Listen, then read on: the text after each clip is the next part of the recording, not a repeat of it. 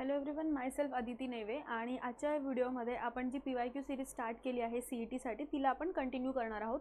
In this video आपण solve करणार आहोत बायोमॉलिक्युल्सचे काही previous years questions for the CET. So बघा, फर्स्ट जो क्वेश्चन आहे इंट्रोडक्टरी टॉपिकवर हा क्वेश्चन आहे. इट इज अबाउट स्टेटमेंट्स दिलेले आहेत आपल्याला, स्टेटमेंट 1 आणि 2, आणि यापैकी आपल्याला करेक्ट इनकरेक्ट स्टेटमेंट शोधायचे. सो फर्स्ट स्टेटमेंट आपल्याला दिले, chemically all living organisms have basic 3 types of micromolecules. बघा बरोबर आहे, आपल्या बॉडीमध्ये बेसिकली 3 टाइपचेच मायक्रोमोलिक्युल्स असतात. सेकंड स्टेटमेंट म्हणजे हे स्टेटमेंट करेक्ट आहे. बघा, second statement 3 types of basic, आपल्याला काय वर्ड दिलेला आहे, मॅक्रोमोलिक्युल्स. ओके, हे मॅक्रोमोलिक्युल्स कशापासून बनतात, present in all living organisms are polymers. Okay, हे काय आहे, polymers of simple subunit called as monomers. जसं की अमिनो ॲसिड पासून प्रोटीन्स बनतात, त्यानंतर आपले मोनोसॅकराइड्स पासून कार्बोहायड्रेट्स बनतात, प्रोटीन, कार्बोहायड्रेट आणि न्यूक्लिओटाइड्स. ओके, सो आपले जे न्यूक्लिओसाइड्स आहेत, न्यूक्लिओटाइड्स आहेत, त्याच्यापासून आपले काय बनतात, न्यूक्लिक ॲसिड्स. सो आपली पूर्ण बॉडी याच्यापासूनच बनलेली आहे. म्हणजे हे स्टेटमेंट सुद्धा बरोबर आहे की बेसिक मोनोमर्स पासून आपल्याला काय मिळतात, पॉलिमर्स मिळतात. So first and second both statement are correct. त्यानंतर ऑप्शन्स बघा, मग आपलं करेक्ट ऑप्शन कुठलं आहे, option number A, that statement 1 and statement 2 both are the correct options. Okay, त्यानंतर next question biomolecules in cell. The size of mRNA is generally related to. mRNA ची जी size आहे ही कशावर depend करते. So options आहे आपल्याला, number of codons ज्याच्यात किती असतात त्यावर. सेकंड आहे the size of ribosomes. Third the size of entire DNA molecule. And fourth the number of anticodons. बघा, इथं अँटीकोडॉन्सचा काही संबंध येत नाही. DNA एंटायर DNAचा सुद्धा इथं काहीही संबंध येत नाही, कारण सगळाच DNA जो आहे तो mRNA बनवत नाही. मोस्ट ऑफ द DNA कसा असतो, आपला जंक DNA असतो. त्यामुळे रायबोझोमची साईज बघा, रायबोझोमची साईज सुद्धा हे ठरवत नाही, कारण एका mRNA वर खूप सारे रायबोझोम्स लागतात. मग करेक्ट ऑप्शन काय येणार आपलं, option number A, number of codons. त्यामध्ये जसं 3 ट्रिपलेटचा जो असतो तो एक कोडॉन. सो हे कोडॉन्स किती आहेत त्याच्यावर हे डिपेंड करतो. So correct option is option A. त्यानंतर नेक्स्ट क्वेश्चन बघा, enzymes are needed only in small quantities to catalyse the reactions. Okay, enzymes आपल्याला कमी क्वांटिटीजमध्ये लागतात एखादी रिॲक्शन कॅटलाइज करायला. त्याच्या मागे कारण काय बघा, ऑप्शन्स दिलेत, कारण ते खूप फास्ट ॲक्ट करतात. Second, they remain unchange at the end of the reaction. Third, they are made up of proteins. They are temperature and pH sensitive. तसं बघायला गेलं तर हे 4ही पॉईंट्स करेक्ट आहेत with respect to the properties of enzyme. पण आपल्याला क्वेश्चनमध्ये काय विचारले की स्मॉल क्वांटिटीजमध्ये का लागत असतात. कारण बघा, एन्झाईम्स जे आहेत ते एकदा एका सबस्टन्सला अटॅच झाल्यानंतर ते फक्त काय करतात, रेट ऑफ रिॲक्शन इन्क्रीज करतात, नंतर ते तसेच राहतात. सो त्यांचा ॲक्च्युअल रिॲक्शनमध्ये काहीही रोल किंवा इन्व्हॉल्वमेंट नाही आहे, ते प्रोडक्टमध्ये कुठलाही त्यांचं इन्व्हॉल्वमेंट नाही. सो करेक्ट ऑप्शन काय लागलं, option number B, that they remain unchange at the end of the reaction. त्यानंतर नेक्स्ट क्वेश्चन बघा, most of the important fuel of living cells is. खूप इझी क्वेश्चन आहे. आपल्या सगळ्या सेल्समध्ये खालीलपैकी कुठला जो फ्युल आहे तो सर्वात जास्त लागतो. बघा, ऑप्शन्स दिले, glucose, fructose, galactose and xylose. Obviously correct option असणार आहे ग्लुकोज, कारण ग्लुकोजपासून आपल्याला एनर्जी मिळत असते. ग्लुकोज हे आपल्या बॉडीमध्ये ब्लडमध्ये इझिली डिझॉल्व्ह होऊ शकतं.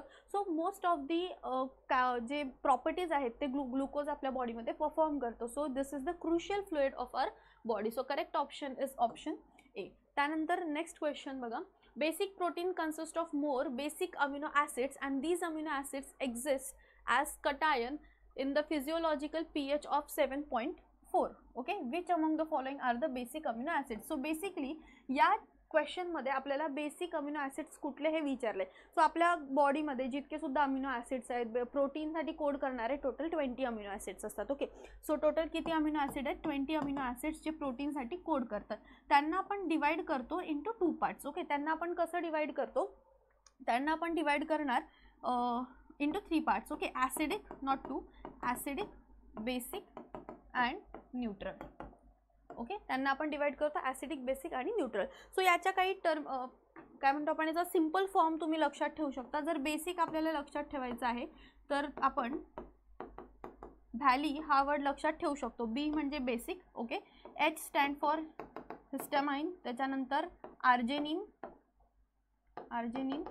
आणि LY म्हणजे लायसिन.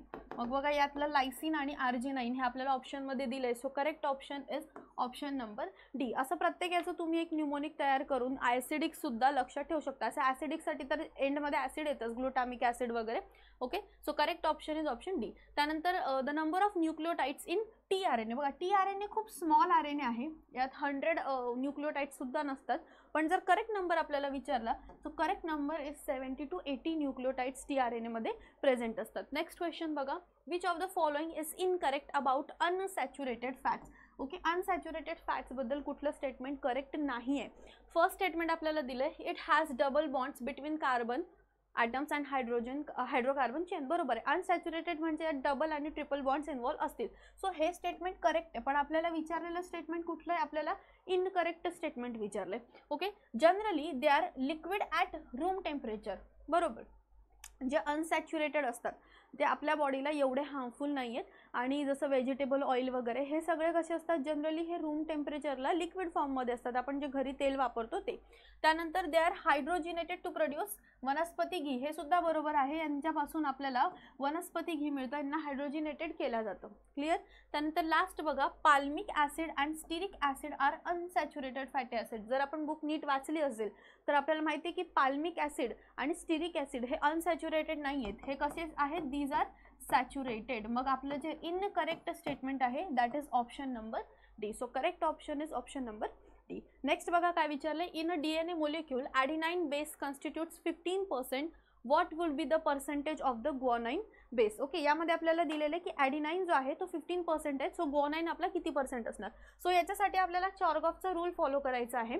सो ॲडिनाइन ऑलवेज बाइंड्स कशाशी बाइंड होतो, ॲडिनाइन आपलं प्युरिन आहे, प्युरिन नेहमी पायरिमिडीनशी बाइंड होतो आणि ॲडिनाइन हा नेहमी कोणाशी बाइंड होतो, थायमिनशी बाइंड होतो. मग आपल्याला दिलेलं आहे ॲडिनाइन किती पर्सेंट आहे, 15%.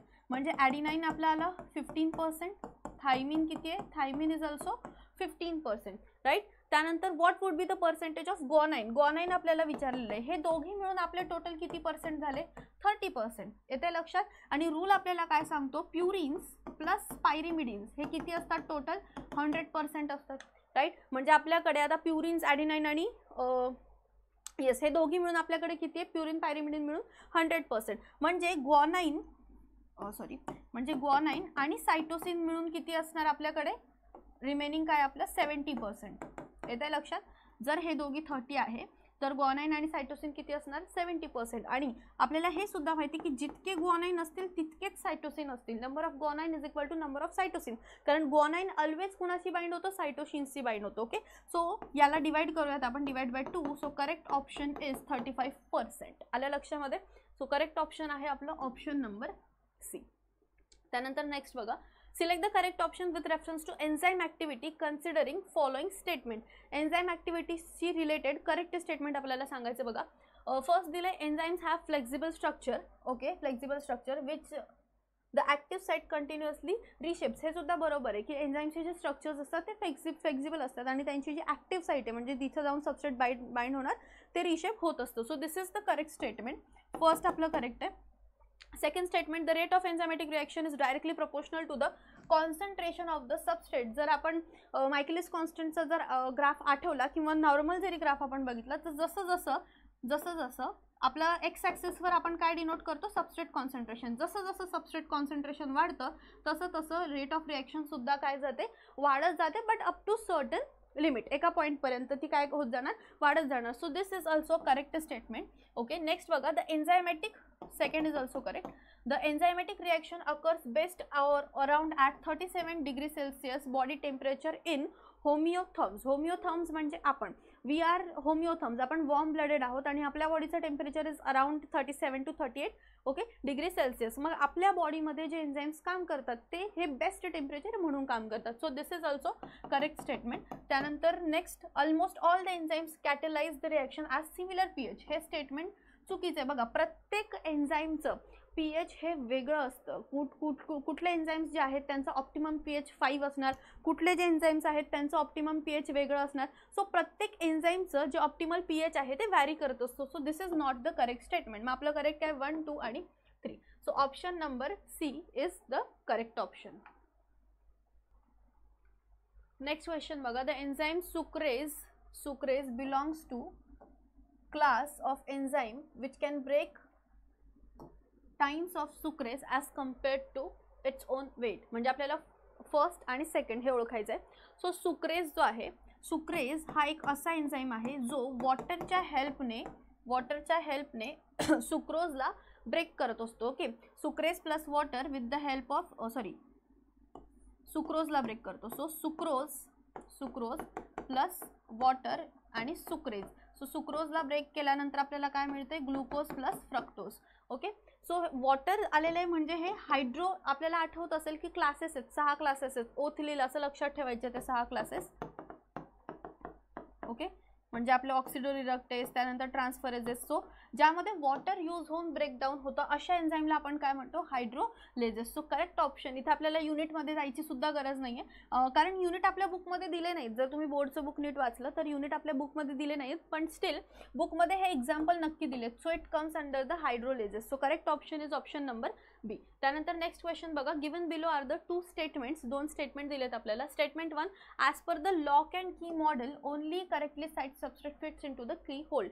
Yes, it is a correct statement. ज्या पद्धतीने एखादा ताला आणि चाबी एकमेकांमध्ये फिक्स होतात, कारण प्रत्येक ताल्याची चाबी वेगळी असते, त्याच पद्धतीने प्रत्येक एन्झाईमचं सबस्ट्रेट सुद्धा फिक्स असतं. तो त्यांच्या ॲक्टिव्ह साईटची एक पर्टिक्युलर शेप आहे आणि त्या सबस्ट्रेटचा सुद्धा एक पर्टिक्युलर शेप असतो. So this is correct statement. त्यानंतर नेक्स्ट स्टेटमेंट आहे, as per the induce feed model. हे दोघी मॉडेल्स वेगवेगळे आहेत. इंड्यूस फीड मॉडेल म्हणजे याला आपण हँड ग्लोव्ह मॉडेल असं सुद्धा म्हणतो. This is also your hand glove model. Approach a substrate induces a conformational change in the enzyme. म्हणजे एखाद्या वेळेस इंड्यूस फीड मॉडेलमध्ये सपोज हे आपलं एन्झाईम आहे and this is the substrate. So या सबस्ट्रेटला याच्यात बाइंड होण्यासाठी हा एन्झाईम काय करणार, स्वतःमध्ये काही चेंजेस घडवून आणेल जेणेकरून सबस्ट्रेट इथं बाइंड होईल. So this is also a correct statement. दोघी जे मॉडेल्स आहेत ते आपापल्या मॉडेल्सला म्हणजे आपापल्या फेनॉमेनॉनला एक्सप्लेन करतात. सो दोघी statements are the correct statement. So option number 1 is correct. Both statement 1 and 2 are correct. Next बघा, मॅच द कॉलम. फर्स्ट कॉलममध्ये आपल्याला दिलेलं आहे काही टर्म्स, जसं इनिबिटर्स, ॲक्टिवेटर्स, सगळे एन्झाईमशी रिलेटेड टर्म्स आहेत आणि इथं त्यांचं आपल्याला एक्सप्लेनेशन दिले. सो आपल्याला हे मॅच करायचं आहे. फर्स्ट आपल्याला दिलेलं आहे इनहिबिटर्स. इनहिबिटर्स काय करतात, इनहिबिटर्स एन्झाईमची ॲक्टिव्हिटी कमी करतात किंवा स्टॉप करतात. मग बघा कुठलं करेक्ट वाटतं आहे आपल्याला. It is a substance which reduces the enzyme activity. Okay, so फर्स्टचं काय येणार, B. It is a substance, तिन्हीमध्ये आपल्याला फर्स्टचं बी दिसतंय. It is a substance which reduces the enzyme activity. Second activators. Okay, activators काय करतात, which increase the enzymatic activity. Okay, हे काय करणार, एन्झायमॅटिक ॲक्टिव्हिटीला इन्क्रीज करणार. सो करेक्ट ऑप्शन थर्डचं जे आहे इथं लिहूयात आपण, सेकंडचं जे आहे दॅट इज सी. ओके, हे दोन पैकी असू शकतं. त्यानंतर नेक्स्ट आहे को एन्झाईम्स. बघा, को एन्झाईम्स आणि को फॅक्टर्स हे दोघे सुद्धा प्रोस्थेटिक ग्रुप आहे. एन्झाईम्समध्ये सुद्धा होलो एन्झाईम असतो ज्याच्यामध्ये एक प्रोटीन कंटेनिंग फॅक्टर आणि एक नॉन प्रोटीन. ऑल एन्झाईम्स आपले काय, सगळे एन्झाईम्स प्रोटीन असतात, पण काही वेळेस एखाद्या एन्झाईमला को फॅक्टरची किंवा को एन्झाईमची गरज पडते. म्हणजे सपोज एखादा एन्झाईम आहे, त्या एन्झाईमला एखादा नॉन प्रोटीन फॅक्टर जेव्हा बाइंड होतो, ओके, याला आपण म्हणतो प्रोस्थेटिक ग्रुप. मग ते किती टाईटली अटॅच होतात त्याच्यावर डिपेंड असतं. सो को एन्झाईम्स हे टाईटली अटॅच असतात आणि को फॅक्टर्स हे लूजली अटॅच असतात. सो बघूयात आपण ऑप्शन कुठला आहे. Coenzymes, the organic compounds that are tightly bound. Okay, हे जे टाईटली अटॅच असतात. सो थर्डचं आपलं असणार ऑप्शन डी. आणि मग फायनली फोरचं आपलं असणार option A, which are loosely attached. So correct option is option number D. आलं लक्षात. त्यानंतर नेक्स्ट क्वेश्चन बघा. एक ग्राफ आपल्याला दिलेला आहे. A graph shows the effect of substrate concentration on enzyme activity. Okay, यामध्ये आपल्याला एक्स ॲक्सिस काय रिप्रेझेंट करते ते विचारते. एन्झाईम ॲक्टिव्हिटीमध्ये एक्स ॲक्सिस काय रिप्रेझेंट करणार. Okay, so velocity of reaction, temperature, time आणि सबस्ट्रेट कॉन्सन्ट्रेशन.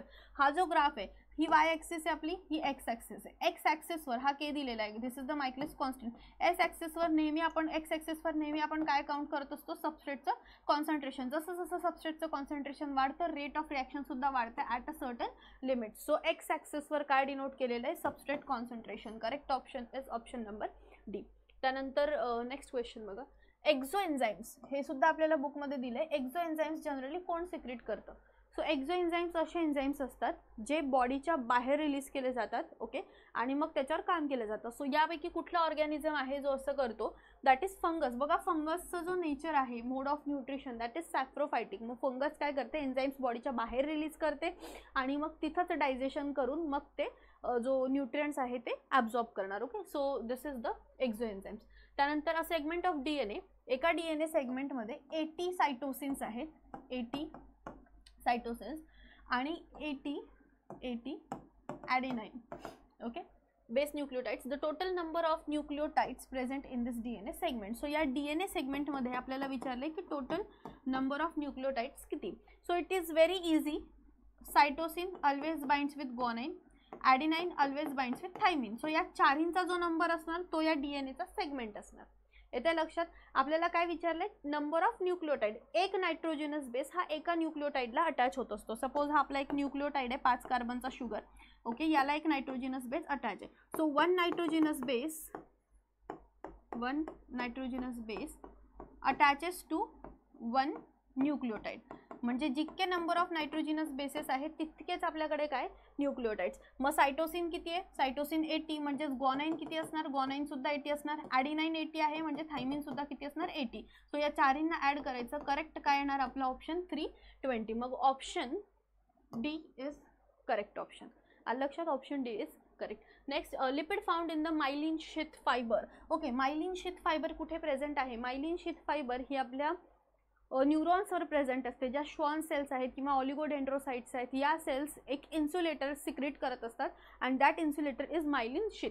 ओके, आणि ही जी मायलिन शीथ आहे ही कशाची बनलेली असते? ही ग्लायकोलिपिड्सची बनलेली असते, म्हणजे carbohydrates plus lipids. Next question बघा. Name the enzyme marked as I. Okay, इथं मार्किंग हवी होती I. In the following chemical reaction. एक केमिकल रिॲक्शन दिलेली आहे आणि आय मध्ये जे एन्झाईम मार्क केले ते आपल्याला बघायचं. Glucose plus ATP gives glucose 6 phosphate plus ADP. ही जी रिॲक्शन आहे ही आपल्याला रिॲक्शन दिलेली आहे ग्लायकोलिसिसमध्ये. ओके, ज्यावेळेस ग्लुकोजचं ब्रेकडाऊन केलं जातं, बघा ग्लुकोजला ब्रेक केलं जातं into glucose 6 phosphate, okay, with the help of ATP. So break करण्यासाठी आपल्याला कुठला एन्झाईम लागणार? ग्लुकोकायनेस, किंवा यालाच आपण हेक्झोकायनेस सुद्धा म्हणतो. आलं लक्षात? So correct option is option number B. त्यानंतर नेक्स्ट क्वेश्चन बघा. Which of the following is a dicyclic nitrogenous base. Okay, आपल्याला विचारले की कुठला जो बेस आहे तो डायसायक्लिक आहे. आपल्याकडे 2 बेसेस आहेत, प्युरिन्स आणि दुसरा आहे पायरिमिडिन्स. प्युरिन्स and pyrimidines. सिंपल आहे. प्युरिन्स आहेत आपल्याकडे ॲडेनाइन अँड ग्वानाइन.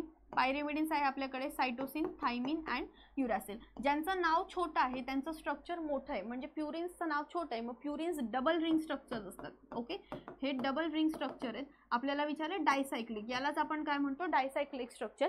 आणि पायरिमिडिन्स जे आहे this is a single ring structure. हे कसं स्ट्रक्चर आहे? Single ring structure.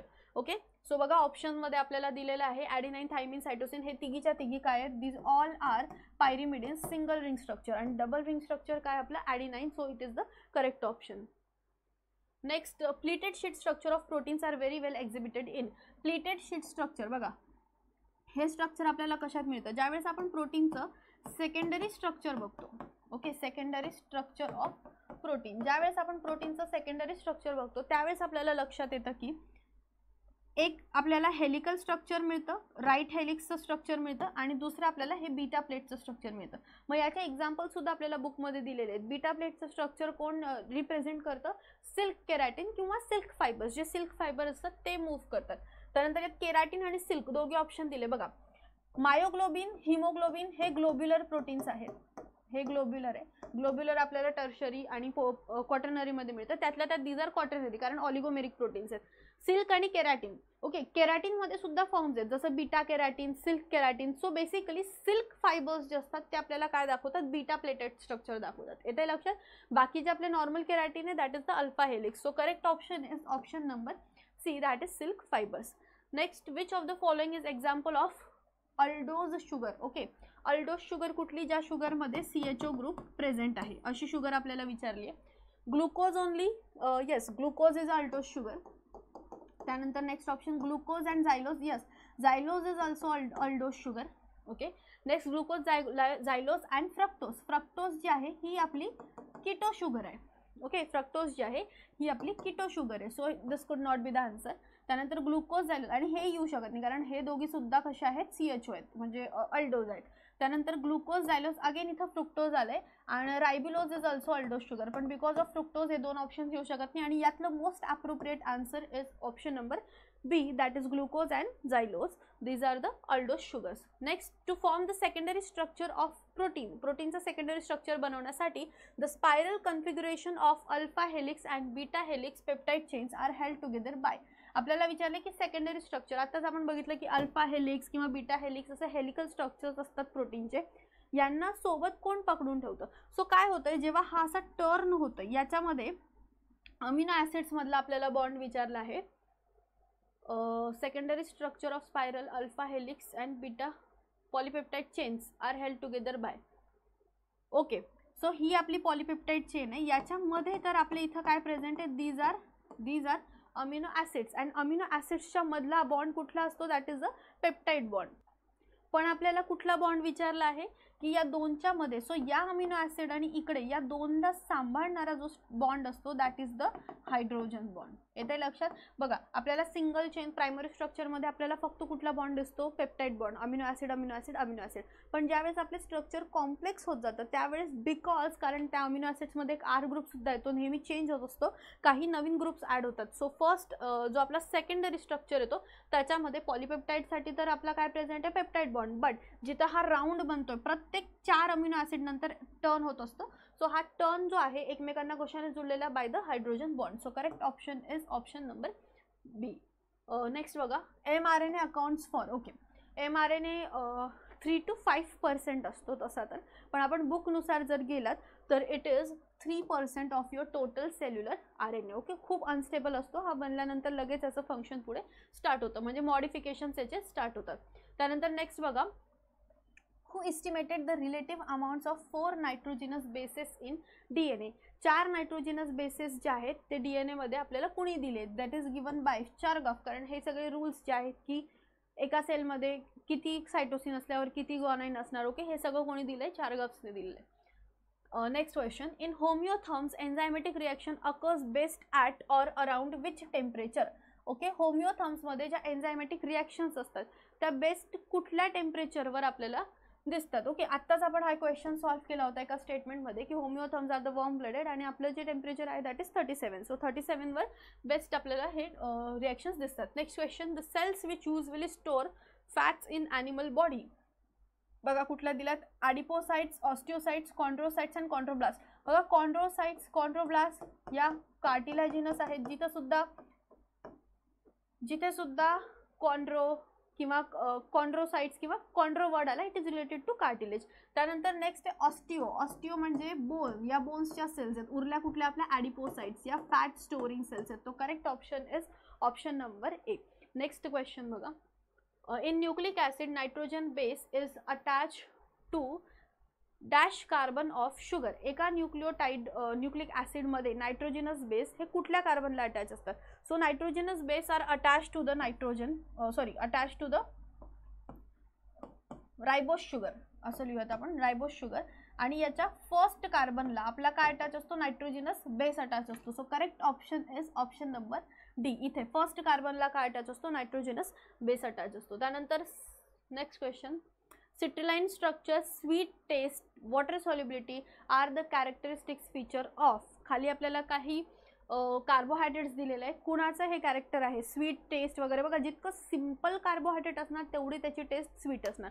सो यामध्ये सिम्पलेस्ट आपल्याला काय दिसते, simplest is glucose. And again crystalline, हे सगळे वॉटर सॉल्युबिलिटी, हे सगळ्या प्रॉपर्टीज असल्यामुळेच glucose is also a universal sugar and it is also the crucial sugar in our body. Next बघा, which of the following can not be, काय विचारले, can not be further hydrolysed into the smaller molecules. म्हणजे आपल्याला simplest form विचारलाय ज्याच्या पुढे आपण त्याला अजून ब्रेकडाऊन करू शकत नाही. ब्रेकडाऊन करू शकतो पण त्याच फॉर्ममध्ये नाही करू शकत. ओके, सो बघा ऑप्शन काय दिले, monosaccharide, disaccharide, fats and glycogen. Yes, मोनोसॅकराइडला आपण पुढे तोडू शकत नाही to form a sugar. Monosaccharide काय, हे आपले शुगर आहे. For example glucose, glucose is a monosaccharide. ग्लुकोजलाच तोडून आपण परत शुगर नाही बनवू शकत. ग्लुकोजला तोडून आपण पायरुविक ॲसिड बनवतो but it is not a carbohydrate anymore. म्हणजे पुढे आपल्याला शुगर मिळत नाही. Okay, so this is the correct. पण तरी आपण पुढचे बघूयात. डायसॅकराइडला तोडून आपल्याला मोनोसॅकराइड्स मिळतात. फॅट्सलाही आपण तोडून फॅटी ॲसिड आणि ग्लिसरॉल मिळवू शकतो. आणि ग्लायकोजनला तोडून आपल्याला काय मिळतात, ग्लुकोज मिळतं. येते लक्षात. ग्लायकोजनला ब्रेक करून आपल्याला काय मिळणार, ग्लुकोज मिळणार. So correct option is option number A. Clear. त्यानंतर नेक्स्ट बघा, which of the following biomolecules have phosphodiester bond. कुठल्या मोलिक्युल बायोमोलिक्युल्समध्ये आपल्याला बॉन्ड फॉस्फोडायस्टर बॉन्ड दिसतो. फॅटी ॲसिड्स अँड डायग्लिसराइड याच्यात इस्टर बॉन्ड आहे. मोनोसॅकराइड्स अँड पॉलिसॅकराइड्स याच्यात कुठला बॉन्ड आहे, म्हणजे मोनोसॅकराइड्स किंवा पॉलिसॅकराइड याच्यामध्ये आपला ग्लायकोसिडिक बॉन्ड असतो. अमिनो ॲसिड आणि पॉलिपेप्टाइड चेन यांच्यामध्ये आपला पेप्टाइड बॉन्ड असतो.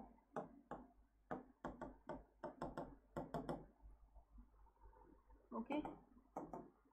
आणि न्यूक्लिओटाइड्स इन न्यूक्लिक ॲसिड यांच्यामध्ये आपल्याला कुठला बॉन्ड दिसतो, फॉस्फोडायस्टर.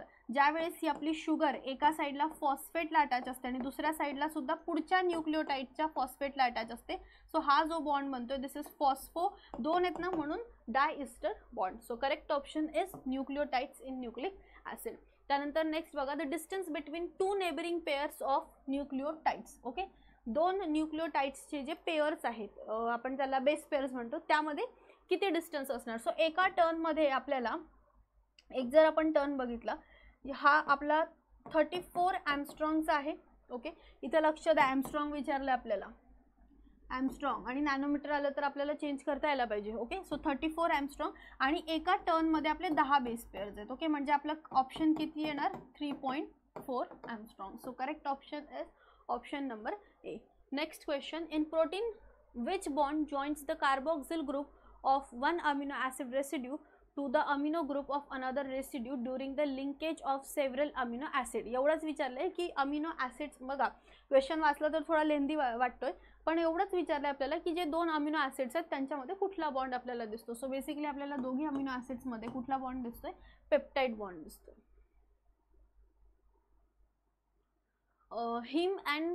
Heme in hemoglobin represents. Okay,